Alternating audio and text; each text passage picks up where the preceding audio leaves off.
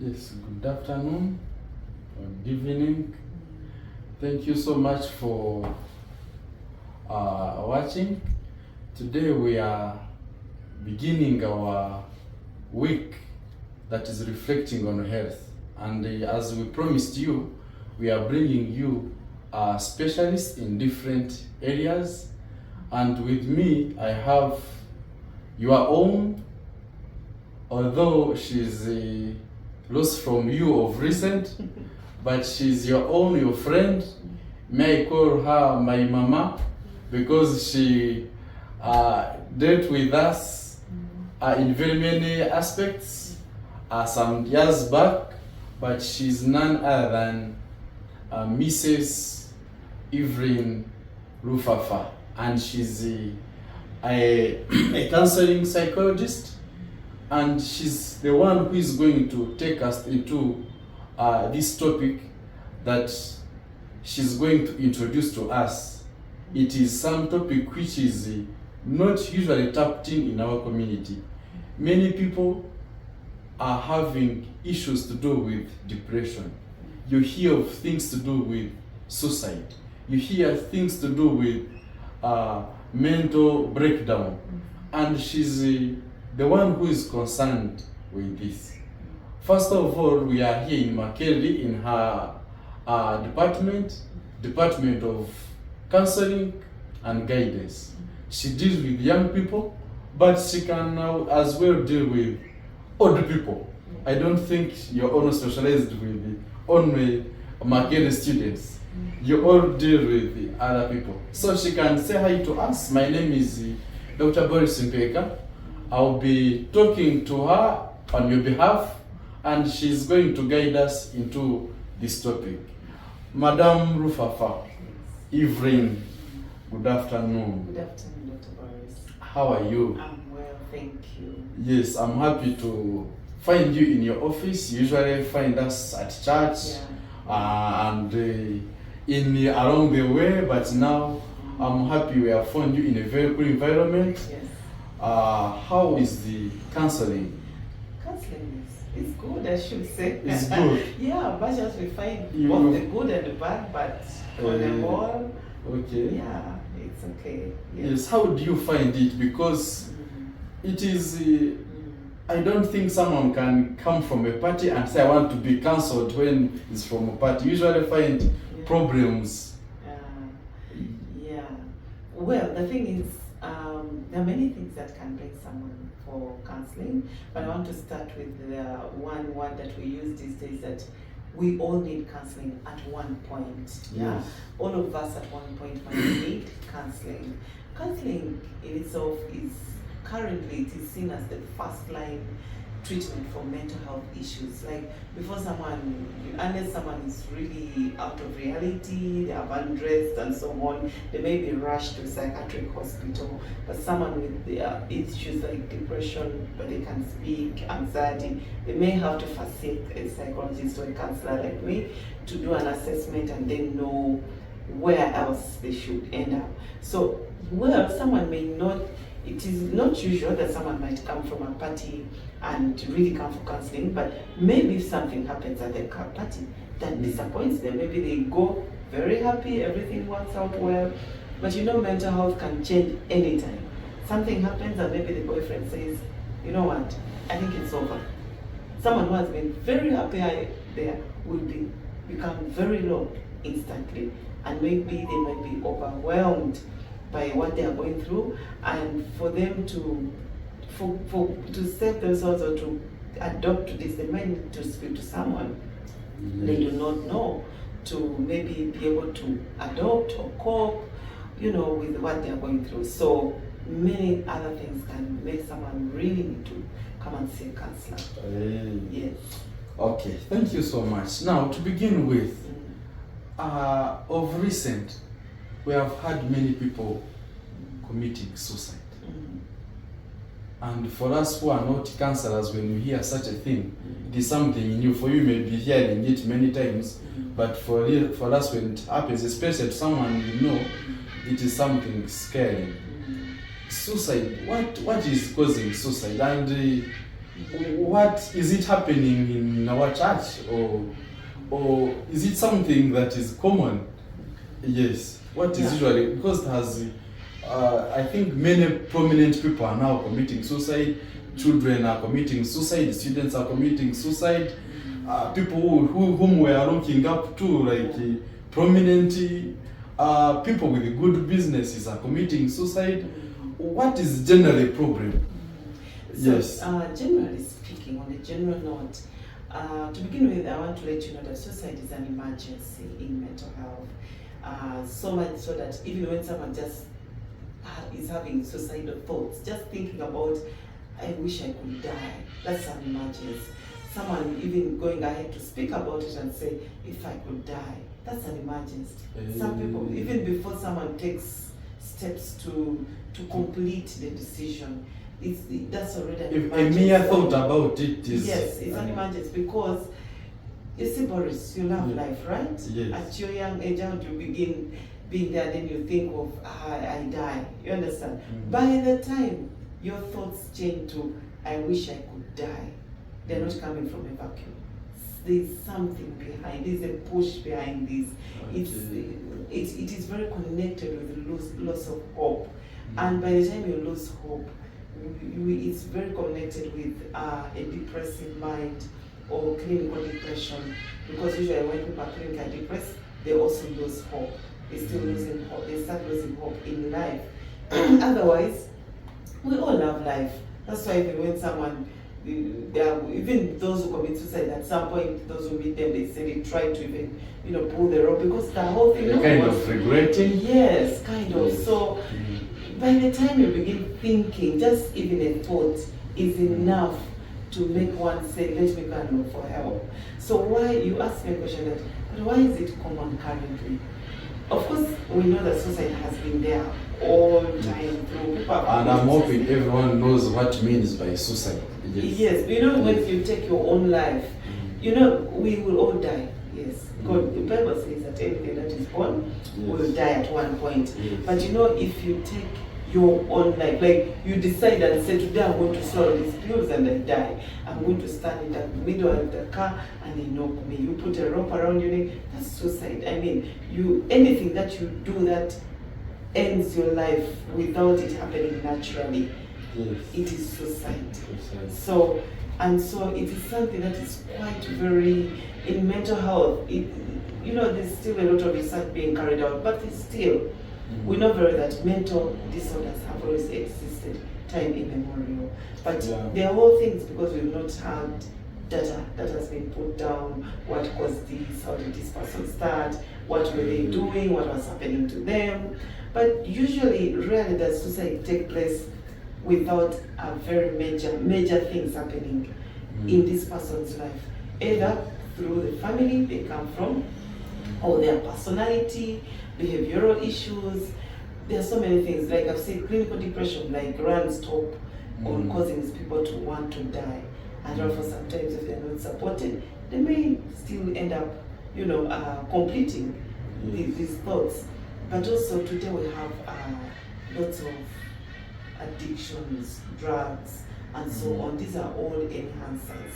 Because when someone is under influence, their mood is altered, their thought system is altered, they can think anything, they can, the mind will run wild to do very many things. Someone's in the high and might think that you can jump from on top of a building and you jump down and nothing will happen. So we have drugs. That's one of the big diseases we're having currently. And of course, we are a third world country.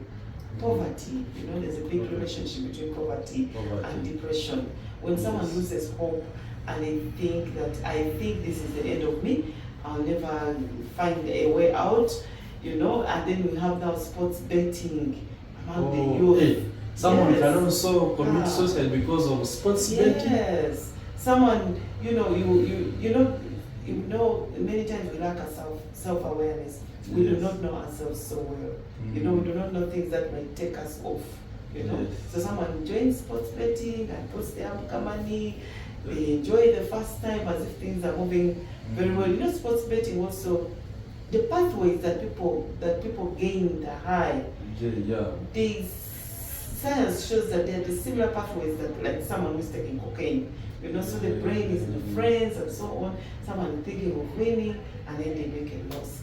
Someone might make I would call it a radical decision or a decision that they've not thought about. And the younger someone is, the more critical it is that they might make a very hasty decision and say, okay, now I've lost this money, let me die. Where will I get money to put back? You know, people have betted tuition. Yes. I work with the young population. Sometimes students can in bet institutions. Universities. Can bet tuition. Young men have betted money that is supposed to maybe develop the family. All the things can bring down disappointments. And you know, mental health disorders. You know, there are some suicides are caused because people have certain mental health disorders that are otherwise maybe not discovered, otherwise unknown, because of the low knowledge when it comes to mental health. Very many people do not understand it, you know, and the interest to find out really why is this person usually sad most of the day, and sometimes they have high, sometimes like people just say, oh, that one is witchcraft and so on. And you know, you see someone committing suicide and you realize, oh, so all along this person had a problem. So committing of suicide has, the causes are so many. But we can, the first line things, we look at depression, you know, we look at drugs, with things like sports betting, you know, and the age, you know, and the younger someone is, because right now they're rating it for, of course, it's even lower, but maybe from, let me say, from 13 to 19 years.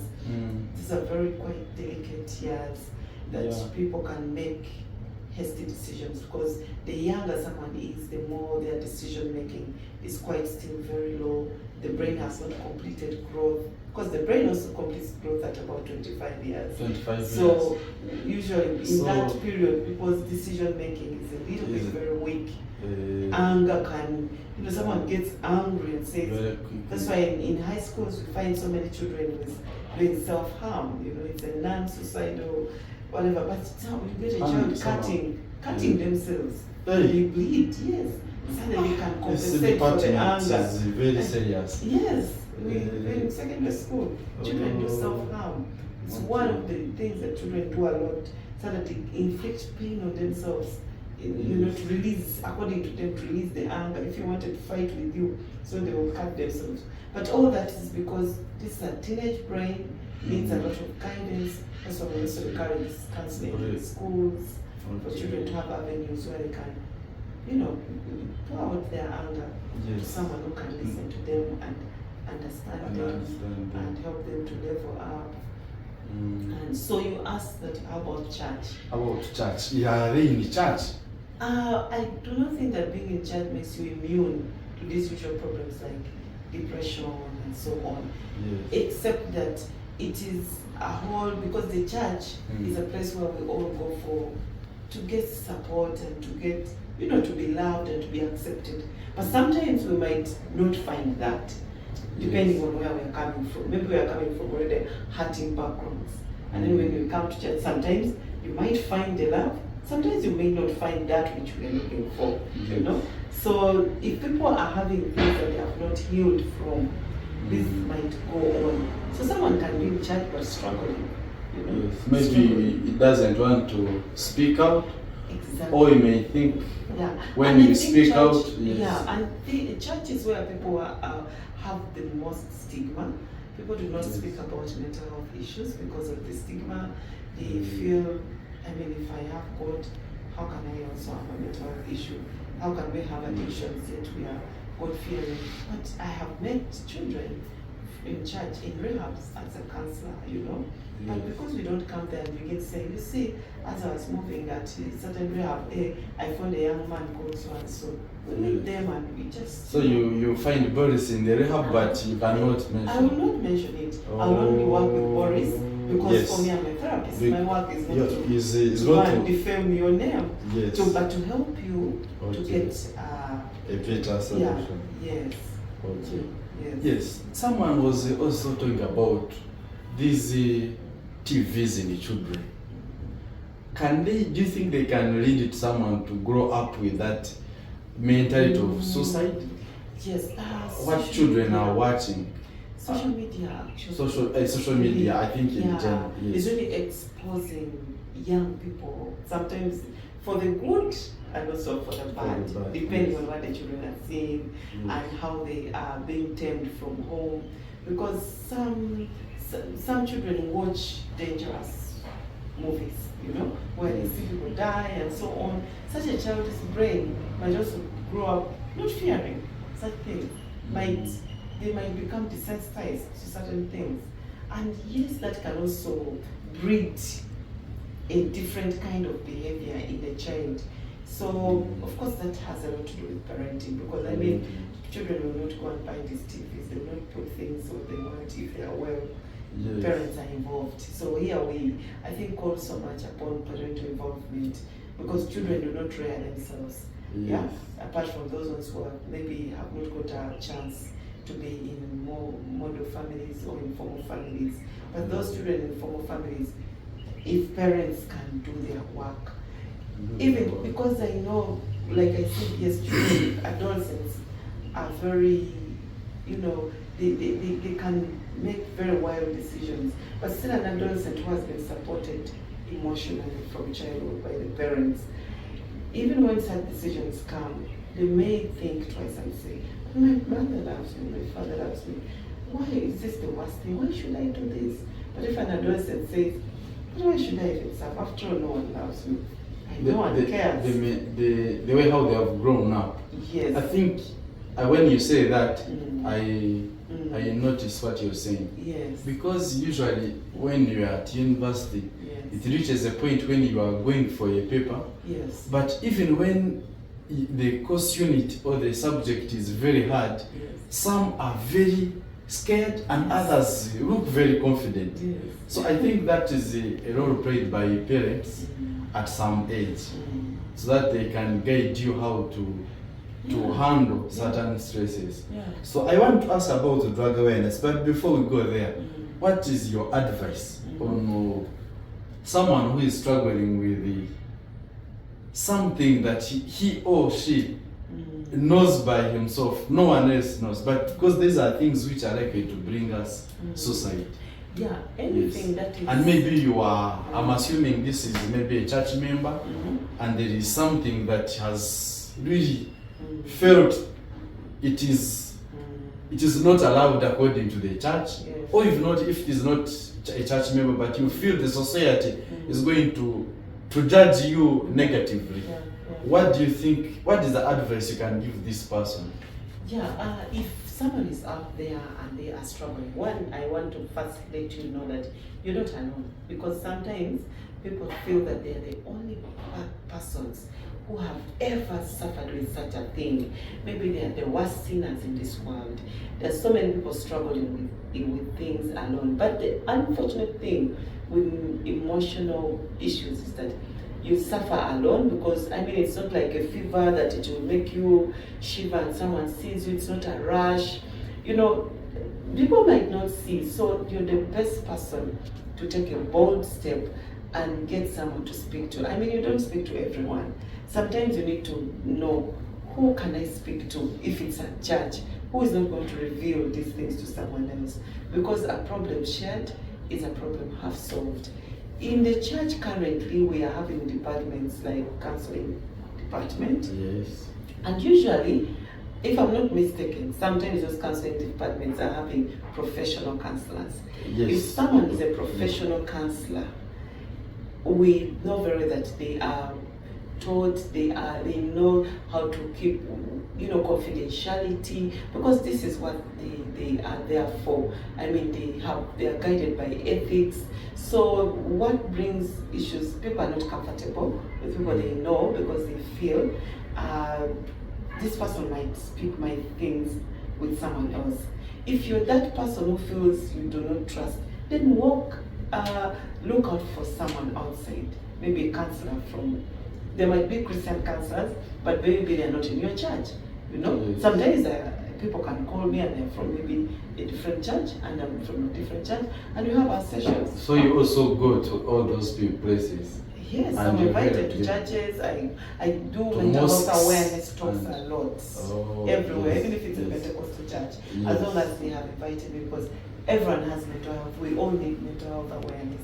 So that the more people know, like if someone gets to know that, oh, if I'm feeling like this, then I think I might be running into depression. If I'm like this, maybe I'm anxious. So at what level should I look for help?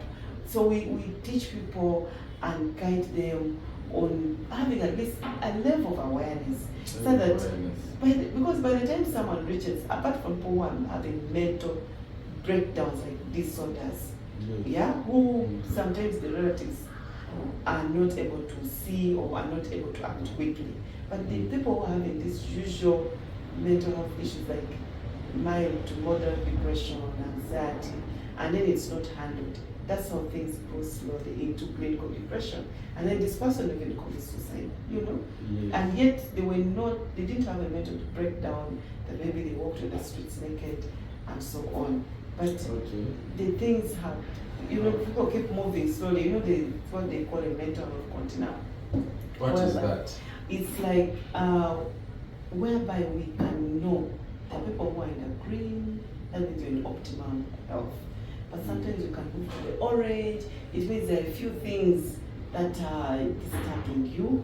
You recognize them, but you keep saying, they will pass. I'll get them back to them. I'll do this. Maybe it's an assignment. You're like, I'll finish it, but it's stressing you a bit. You feel it. Maybe the best example where we were all on the mental health program and we all moved to orange was during COVID. You know, during COVID, at least even if you didn't lose someone, you feared that supposing it's me, the next person to die, or if I get COVID and people are being treated for 100, 200 million, for me, where will I get this money? So somehow we all moved and got anxious. But now this is the level whereby we're supposed to act and say, I don't feel okay. Something is not right with me. I need to speak to someone. I need to get help. But sometimes we wait until we get to the red. You know, now this is when you're in the, you know, like you're in the fourth stage of a disease, you know, and you need to be institutionalized or put in a rehabilitation or taken to a hospital, because then you are broken down completely. You're not able to now do things for yourself. Yes. You know? Usually, if people can act before we go to the red, you know, the worst, the end of the continuum, whereby now it's other people supposed to see and say, hey, this person stopped even combing hair. This person used to be very smart. What happened? What happened? You know? It's no longer time. Things are eating them slowly. The marriage is bad. The relationship is bad. There's a lot of toxicity at the job and so on. But the person is stomaching this, saying maybe somehow I'll figure out. By the way, before you leave that, there is you have talked about the economy. Yes. When the economy has gone down, Yes. you know, sometimes economy can affect all people. Yes. Maybe you lose a job, Yes. maybe you invest money in a business, you think it is going to do well, it doesn't, or they chase you away from the job, or the taxes become too much and you are jobless all of a sudden. And of course, those ones affect the way how your children will go back to school, affect how you feed, affect everything. Such a person, what is the usual solution you give to such people? For me, what I can say is that, of course, even physical needs can bring your mental health down, because the physical and mental are very related, you know. But usually there are warning signs for many of these things before they happen. There are things that happen around you and you see yourself losing it slowly. Maybe if it's taxes, you're beginning to fail to pay taxes, and they're building up until they come to you, until you have hundreds of millions in taxes.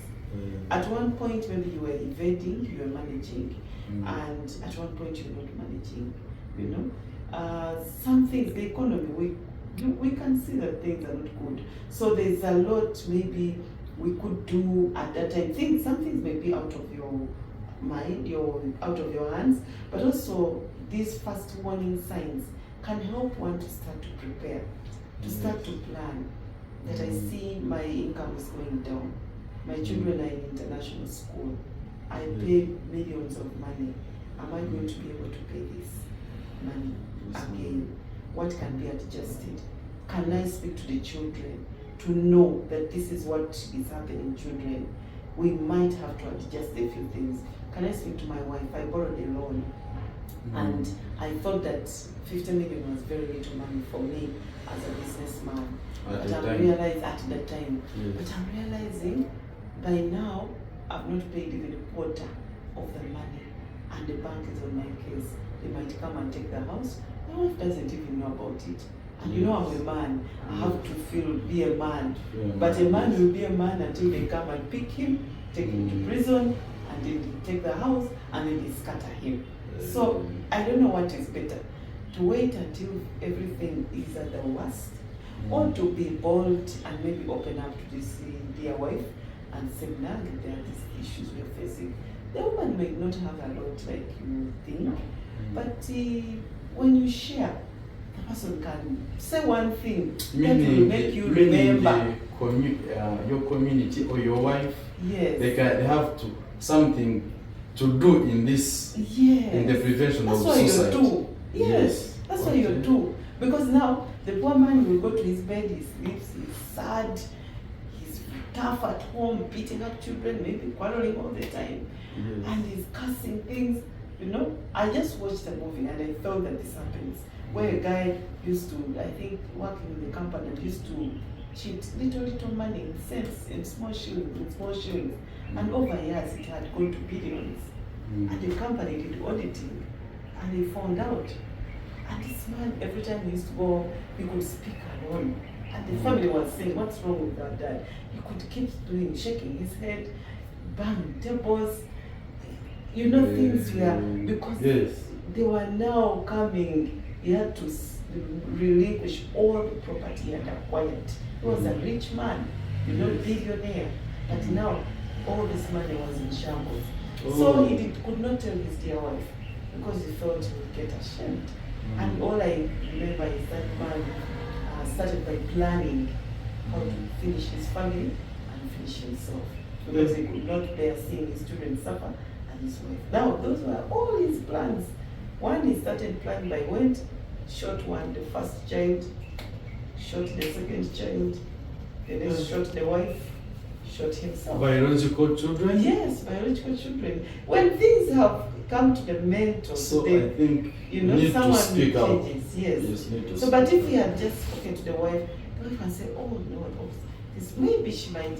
Sometimes people can blame a bit, but at least they are listening to you. Say, oh no, what do we do now? Maybe we need to do this. But just opening up helps to release these very toxic feelings.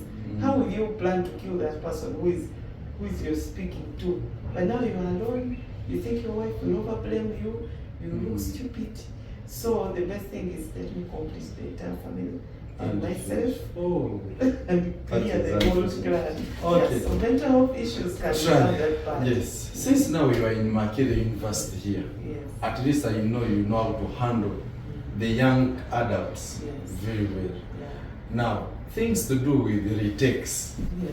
Things to do with the retakes, things to do with the lost tuition, things to do with the hormones in the children, in the young adults that make them hyper and do many things. What advice do you give to this child or this young adult? Because sometimes we are forced as young people, we can be forced to do things we are not experienced in. Maybe you find yourself pregnant. And you are maybe a church member. I'm a son of an elder. If I've impregnated someone's daughter, how will I appear in church again? If I've, for example, been forced, you are my mom, you forced me to do PCB, and may feel I can do hell. What is your advice? Where do I go? Because you are the one taking care of me, and you are the one giving me support, and you want me to do this combination, what advice can you give to such a young person? Maybe let me start with the university students. Yes. Yeah, the reason why we have such a center is so that the students can have access to spaces which are safe, where they can come, sit in these rooms, cry, say all these things that are hurting them. Some of the things that hurt them come from their own families. Yes. Some things come from the university. But like I said, nothing starts just spontaneously. Unless someone is walking, of course, and then a border knocks them. That is spontaneous. They did not plan that I would cross the road and the border would knock me. Okay? Yes. But then by the time the retakes start, like I said, you can notice that, but I'm reading, I don't understand. The first, I got a retake, the first one. I've got a second retake. What is happening? What has changed? Did I get new friends? Do I attend my lectures?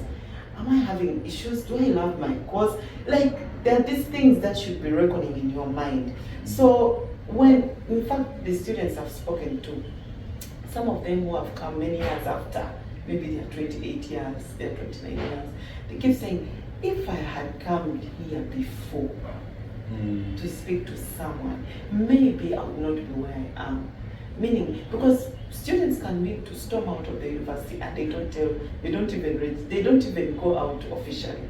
They just say, the day I got poor marks, I walked out of the university.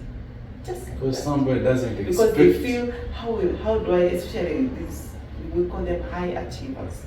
Yes. The students who are high achievers, they are used to getting high marks. They are A students.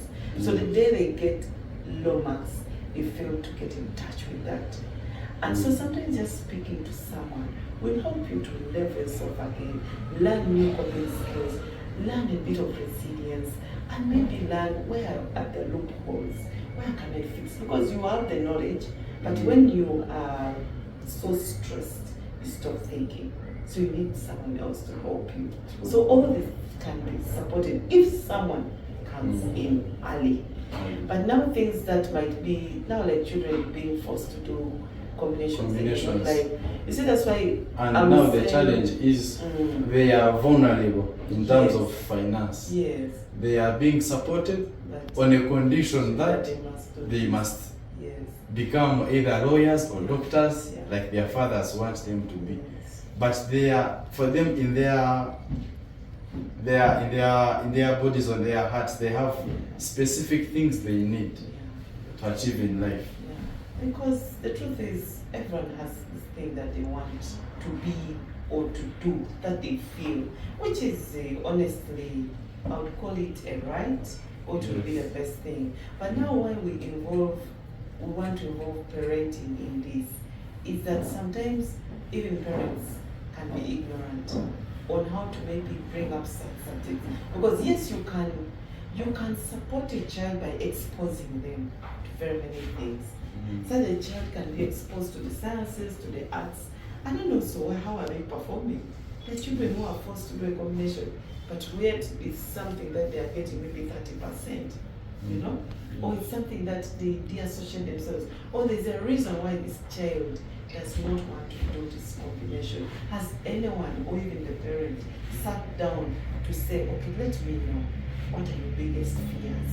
Okay? And then this person opens up. I was talking to students here who are even doing engineering, who are doing medicine. And they come here and say, I want to drop medicine.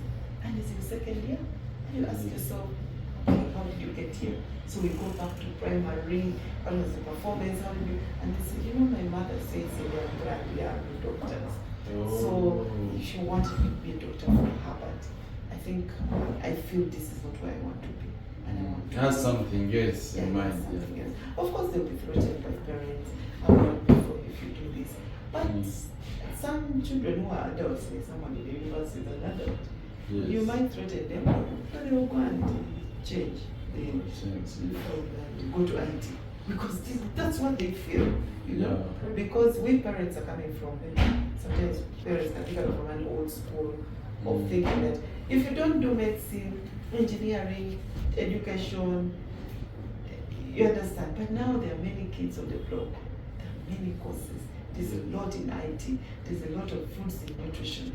Like there's a lot now people can do. But the truth is, the parents are limited, the children are not exposed. They are not exposed. So because when a parent is limited, they will force the child without allowing them to explain why and how. Because I'm also a parent, and one of my child chose the course that they want to do. As those days I used to think, oh, maybe as it grows I'm going to change their mind. But the child maintained.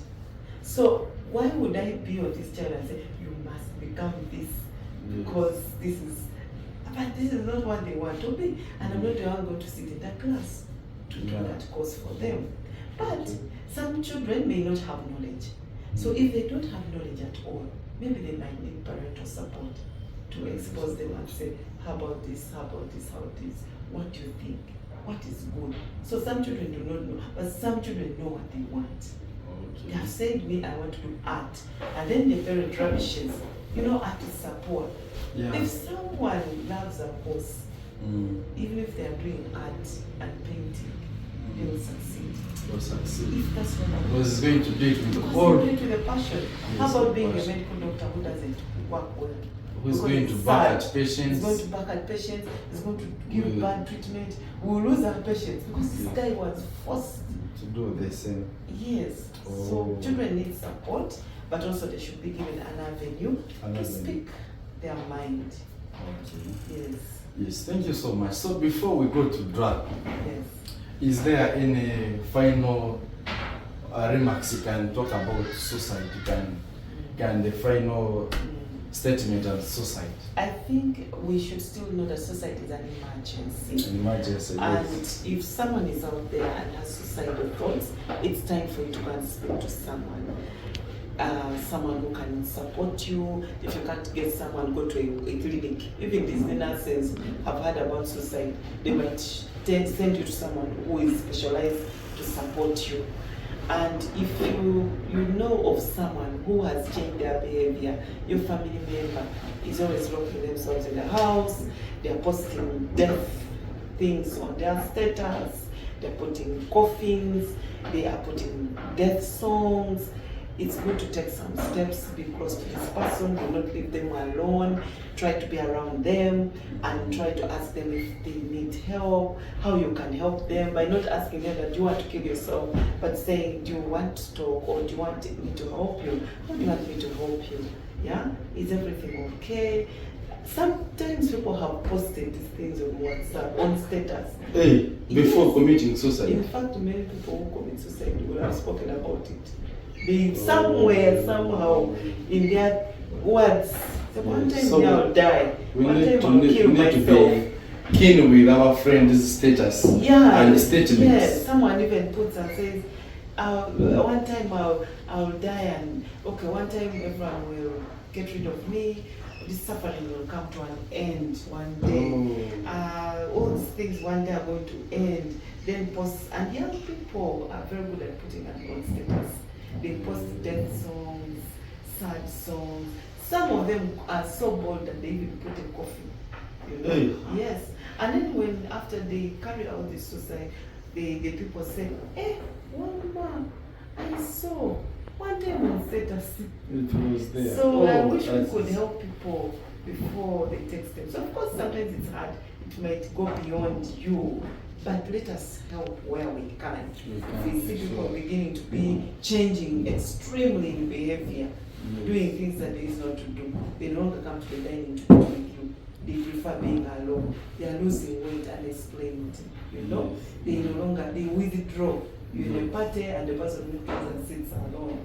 You know, then there should be interest in finding out how you can support them. Yes. Before I leave this, I'm remembering of something. I know we can be at church, and we are supposed to help me grow spiritually. Yes. But now, to which extent should you be in order not to blame me to feel as really an outcast? Yes, I think it has to do with being closer to me before you let me become like I'm an odd man out in the community. Okay. For sure, no one wants to be judged. And if anyone wants to help anyone, they should never be judged. It's the reason we have such avenues. Because for us, we're trained and we know our work. I know how to deal with the person, even if it's a church member. They will not come here and I start telling them, you see, the Bible says you should not drink. At that level, my preaching might not help. By the time someone who is in church is intoxicating, there are many, many other things behind. So we want to deal with what is causing this. Yes. So we need to be a little bit more sensitive in church. Let us help people. When people feel abandoned, can someone be interested to know, Sister so has changed? Yes. Has taken 5 months without appearing. And when he appears, he leaves very quickly. Leaves so quickly. You know, so instead of judging them and say, but why is that you don't church all the time? Yes. That's a judgmental statement. The person can never open up. You could just say, is everything okay? Do you want to talk? You know? Can we meet and discuss? You know? Comfortable. I used to think those are very small things, but according to the explanation, I think closeness is something very important which can prevent all these types of... We can prevent many things by just asking you, Boris, how are you feeling right now? And the moment you say, I'm feeling a bit low, I might be interested to say, oh, sorry, what's going on? Is everything okay? Do you want to talk? But of course I can end up, how are you, Boris? I'm fine. I go my way. And you go your way. You know? I do not know that you've gone with a heavy heart, going to face your sadness alone in your bed. Yes. Thank you so much. Ladies and gentlemen, we are still with the Madam and Mrs. Evelyn Lufafa, a counseling psychologist.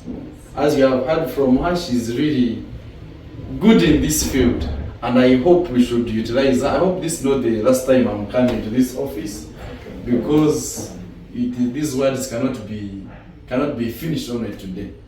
Yes, another issue which we need to talk about, I think you must be more informed than me, is something to do with the drugs. Drugs. Actually, for us in hospital, me as a doctor in the hospital, we are equally having the same problem.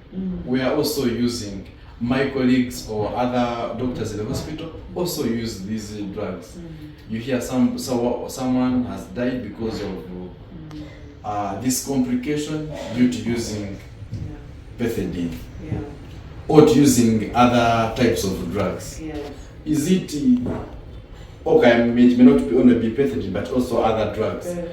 What is causing this, and how can we help someone with it? Because which drugs are even very common that are disturbing people?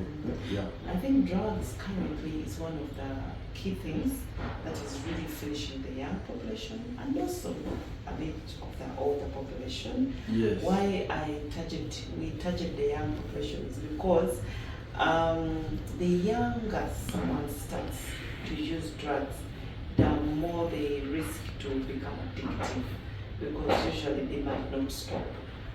The younger someone starts, stopping might be. Someone was even saying that these days, someone, even students in secondary, they can mix that one into this chipoli paste, nut paste, or even in form of a drink, cookies. Yes. What has brought all this? So the causes are quite many, because with the drugs we have what I would call the biopsychosocial model. Like there are some of them are genetic, maybe in a family where someone grew up seeing people drink and so on, they could have modeled for them a certain behavior. But because drugs are mood altering, they are mood altering agents. People love to medicate their problems. People love to get a defense mechanism, to hide, to get something that can hide their pain. And drugs are very good at doing that. So if they are young people, there are many things. Self-esteem, peer pressure, you know, wanting to also exist. A young man came to my office and told me that, you know what, I'm afraid. He used marijuana is the honest drug. Okay. It's very cheap to get it. So I think it's everywhere. Even the students tell me, but it's everywhere, madam. You may have not seen it. You know? This in town here at Arua Park, I find people, it's like a business. Yes. So, but also the way it's used, also the effect keeps changing.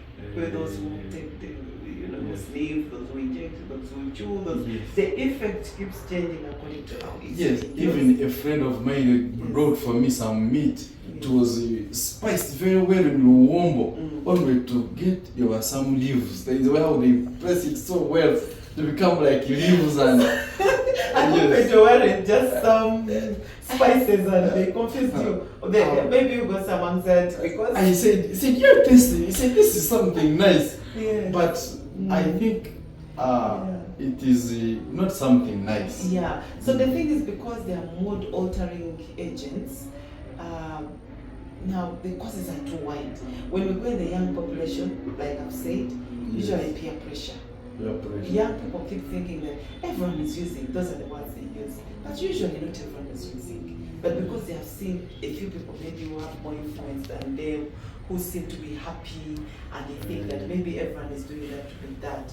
But you know, self-esteem is grown right from the family. Yeah. So if a child comes to teenage age and their self-esteem is low, they are quite at risk of starting to use drugs. Because their friends tell them that for you to cope, for you to be sharp, use something. Yeah.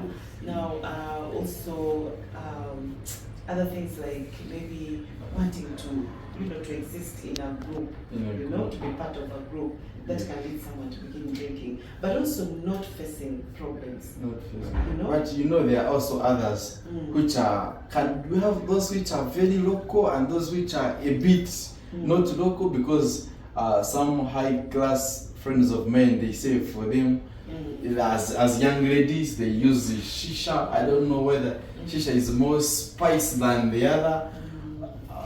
The thing is, whichever drug as long as it's psychoactive.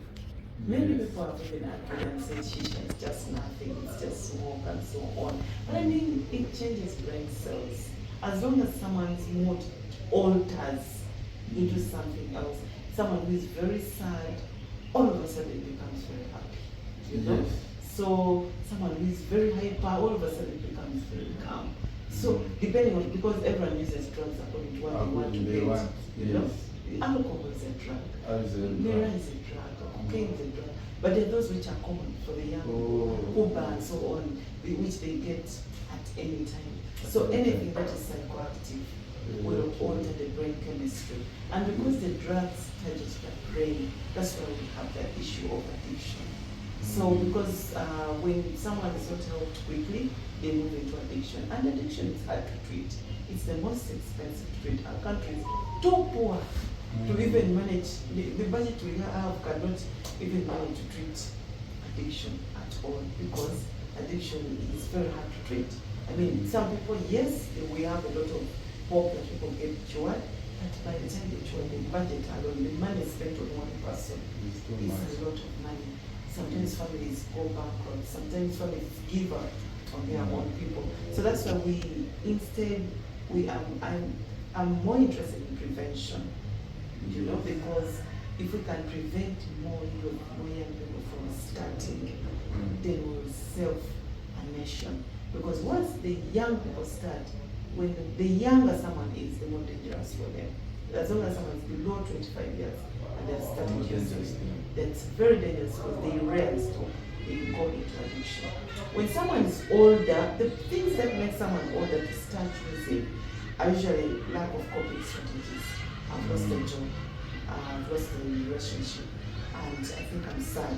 So now that's the level that we want to tell people. Walk and go and speak to someone to help you so that you don't suffer alone. I've spoken to someone who was grieving.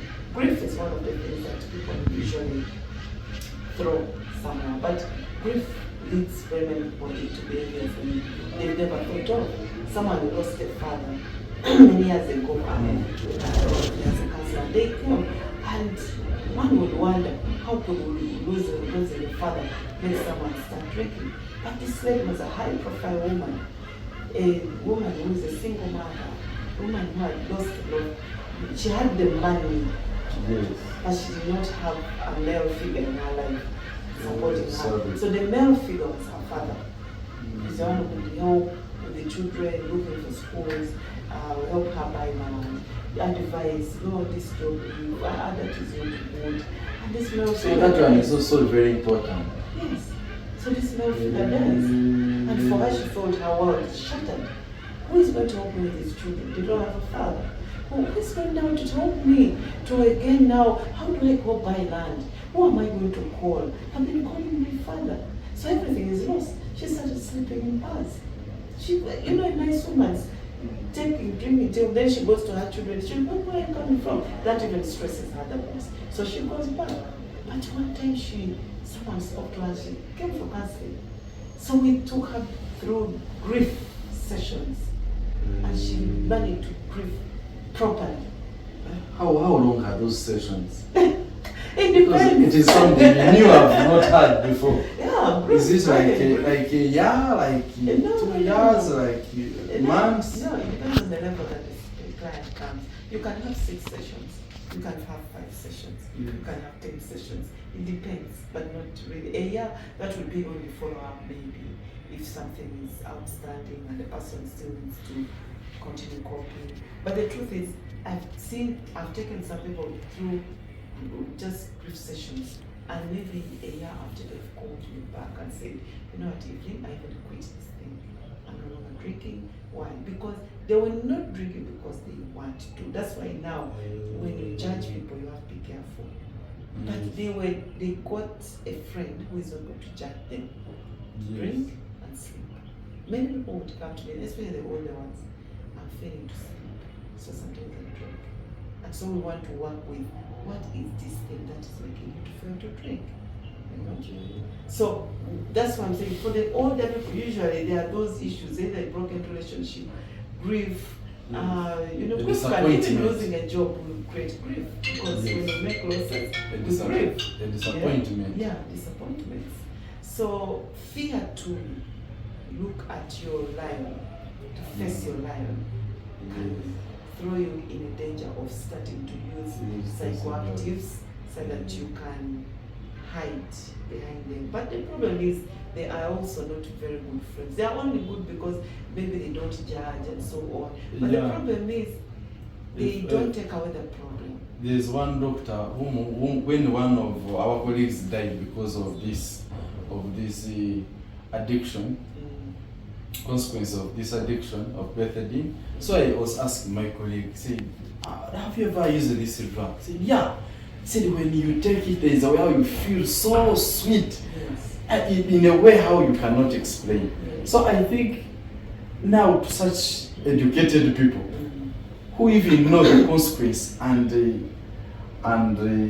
repercussions of some of these drugs. Yes, you have told us the consequences, the causes.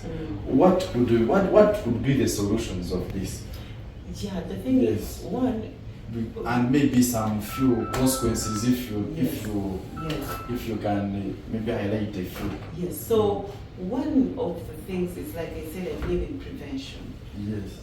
Prevention starts right from our families. Our families. That's a long lecture which cannot end now. Yes. But parents of small children bonding with their children as they grow and having a good relationship and helping children to feel they are loved and acceptable. Because sometimes these are the things, the future causes of people feeling lonely, and they find ways of, getting agility, and therefore they get it from these drugs and so on. That's a long lecture is on. But also for the adult people to recognize that you are not alone. Very many people go through issues. You can lose a job, you can lose a relationship. you can, life can change at any time. And so it's good to accept that, yes, actually I've lost this relationship and I really liked it, but I think I need coping. I need someone to help me. I need someone to take me through this. I need like a coping strategy. Because the moment you are alone, actually they say that even people who intoxicate when they are alone, it's even more dangerous. They usually don't stop. Because usually when they are in a group of people, someone will say, hey, but Boris, I'm the one who brought you. But you're even taking more than me. And what's happening? And then that's when you realize, yes, but people buy, take. I have had clients who buy and said they even take from their bathroom. Has like 5, takes from the bathroom, finishes, packs the things, controls them in the trash. But you are alone, no one is seeing you, no one is helping you to say, man, you're getting off, So the thing is learning to face our lion and know that I recognize I'm going through this and I need help. Because alcohol will help you temporarily, or a drug. Yes. Even the people who are using the shots, those doctors start with things like migraine, they have headache. So they take Panadol the first time, Panadol the next time, Panadol again, Panadol, until they keep advancing, So sometimes handling things, facing your giant is better. You'll feel, you'll go through a lot of work for some time, but you heal better than when you hide it under alcohol or psychoactives. Because you feel good for one night, the following morning, you wake up with the same problem. Now, this is what brings frustration. That's why now the lectures don't work. When someone goes to lecture to this person. But now, right now, they stopped doing it because they want, but now the body is demanding, the brain is demanding. We are now sad. When he has not taken his shivering. Now and by the time you start shivering, yes, those physiological changes that happens in your body, the person is already into addiction. But even before they get to addiction, these are warning signs. You realize the person used to take one, and you say, I'm leaving. But you start taking 1, 2, 3, 4 up to 10, and you don't want to leave the place. And you're trying to medicate a problem, but the problem doesn't go away. You wake up with the problem again. So the best thing is for people to seek support early enough. When you see these signs coming, when you feel, there are people who can go through the same problems, but they may not go to that extent. Someone may lose a job, and because they have a certain resilience, they will say, it's okay, I know I've lost this job. They'll cry about it. They will go talking about it. Can you imagine? This person made me lose this job and so on. Somehow they are healing. The anger, they are externalizing the toxicity. But the people who internalize, they start thinking, I think I'm a stupid person. I think I don't deserve this job. I think I'm bad. I think no one loves me. But I'll never get a job. I'm so dense. These are self-torture words. Yeah. So until someone puts themselves in a corner and they feel they're useless, so to gain a little bit of confidence, they start drinking. Just like that. So it's not that everyone ends up like that. Our resilience is different. It's different. But now, before you leave that, in African setting, or in the daily life, for us who are not used to your department of counseling, when we hear that somebody has gone for in rehabilitation center, it sounds as if there's a way how it doesn't sound well, and many people usually do not want to talk about it, or even when they say that by the time when they hear that by the time you are having this problem, the only solution is to go to they call them rehab. What the rehab is something which is perceived negatively in our community. Yet I hear that sometimes, or many times, it is so good to help people in these addictions. What do you advise somebody who has that perception, negative perception on rehabilitation centers? So rehabs are part of the, like we said, by the time you end up in a rehab, you're in the red. Yes. So you need to be institutionalized. Meaning, you can no longer be able to know that when I drink even one like this, I fall in the back, I sleep there, the police picks me, they take me to my house, I get accidents, when I drive I cause accidents. You continue doing it even when it's making you get accidents, you're being beaten and so on. So by the time they rehabilitate you, it means you have lost powers on yourself. You can no longer manage yourself. You need support. So now, instead of this person being knocked by a car in the night and they die, rehabilitating them only supposed to protect life, to maybe extend life a bit. One said that because in rehab is when they can do forced cessation. Because in rehab usually people never go there willingly. It's rare to someone to wake up and say, let me go for rehabilitation. I've given up. There's this thing in their head that says, I'll manage. This is my last one. I'll manage until they're handicapped. So by the time they are going to rehab, they are worst. So there's forced cessation to help at least lengthen life a bit, you know. And maybe some people get revelation when they're in the rehab. After they are sober, they are treated both physically, you know, they do all the medical, you know, treatment they need because of what they were using.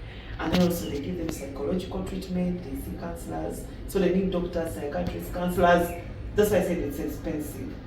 Some people get revelation when they reach there and they realize, I don't want to go back where I came from. I don't want to go be the one they're beating for stealing, you know, to sell so that I drink, you know.